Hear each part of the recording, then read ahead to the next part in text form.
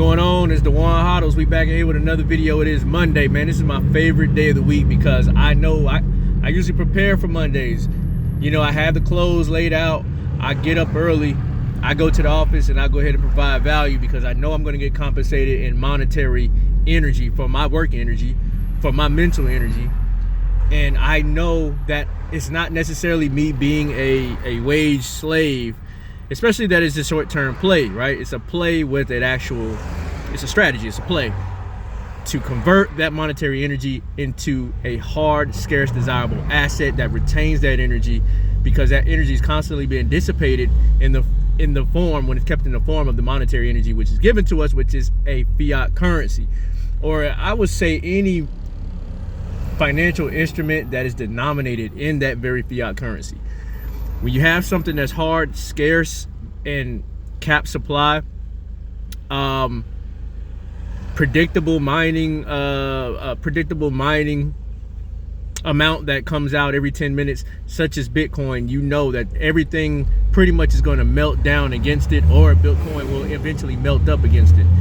So if you're stacking Bitcoin or any type of, well, I would say Bitcoin particularly, do that responsibly. Make sure you're doing it through a peer-to-peer decentralized exchange. And a good one, in my opinion, is HODL.com, where all you need is your email address and password to sign up. And that link is down in the description below for HODL.com. Trade Bitcoin while it is still cheap, because sats it's getting a little more expensive to get those sats. Also, when you want to store that Bitcoin, that wealth, that energy that you've enslaved for or at the job, but you got a strategy with it to stack it in Bitcoin, make sure you put it into something that's very safe for self-custody purposes, such as a hard wallet, a cold storage wallet. And that would be a good one, would be the cold card wallet that is in the CoinKite.com link down below.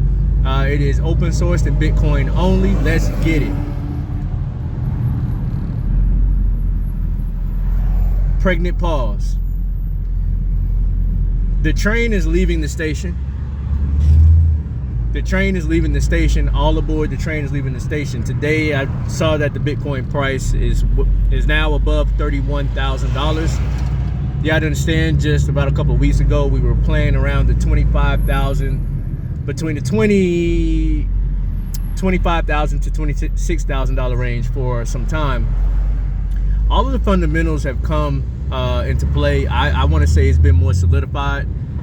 All eyes are on what's going to happen with this investment vehicle for Bitcoin, where it's going to require physical Bitcoin to be bought by large institutions, where the Bitcoin trading market is going to open up to these Wall Street institutions for them to purchase Bitcoin in order to make it available as investment for their clients in the form of the spot ETF.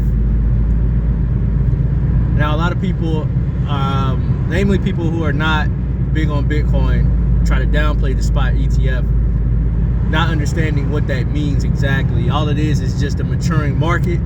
It means there's a market, there's new participants that are entering the market.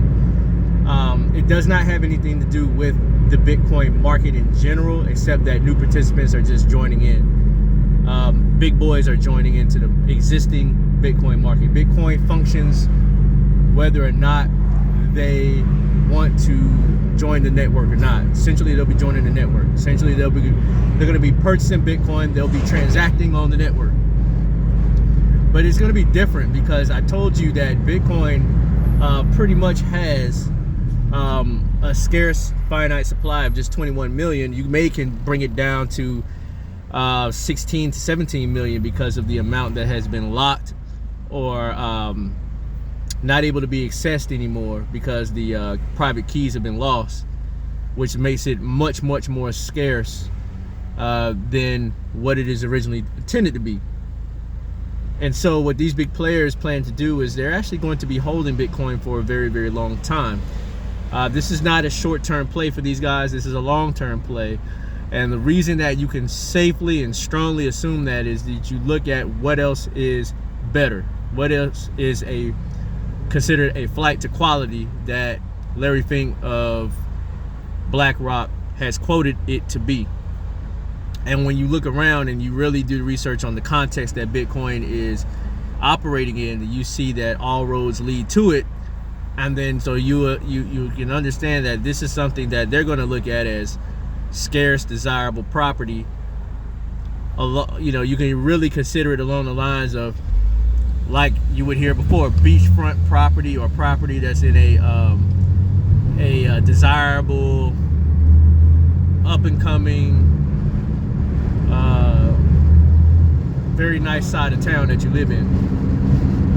So if there's not much Bitcoin to go around, they're going to be holding a lot of it. It's going to be more scarce, more desirable. It's going to be for the wealthy. And so with the train leaving, I mean, people had a lot of time to actually pack their bags, start packing their clothes, packing their toothbrush, getting their ticket and their reservation together to try to get on this train, to try to get a seat. They may not, even if they're not able to get the front seat, business class seat, they want to be on this train. They want to be on this ride. And so for those who have spent the better part of this year doing what they have to do, I'm living an example, doing what you have to do for the better part of this bear market in order to position yourself to get the best seat and position yourself is something that you definitely want to take your hat off to, because at the end of the day, your future legacy, God willing, your future legacy, if you don't have one, then you'll have one, and they will remember your name. That's just all I have to say. They will remember your name. Your great grandchildren will remember your name, because I don't know the name of my great grandfather or even great grandfather, but your name will be remembered, because I really believe that that's just how significant this is at this point in human existence, to be able to acquire such an innovative and like an asset such as this during this time, right? To front run the big boys. So the train is leaving. Just wanted to check in with you, let you know, man, I am a little tired. I'm gonna rest up, eat, and then I'm gonna chill out. Hope y'all having a good one. Till next time.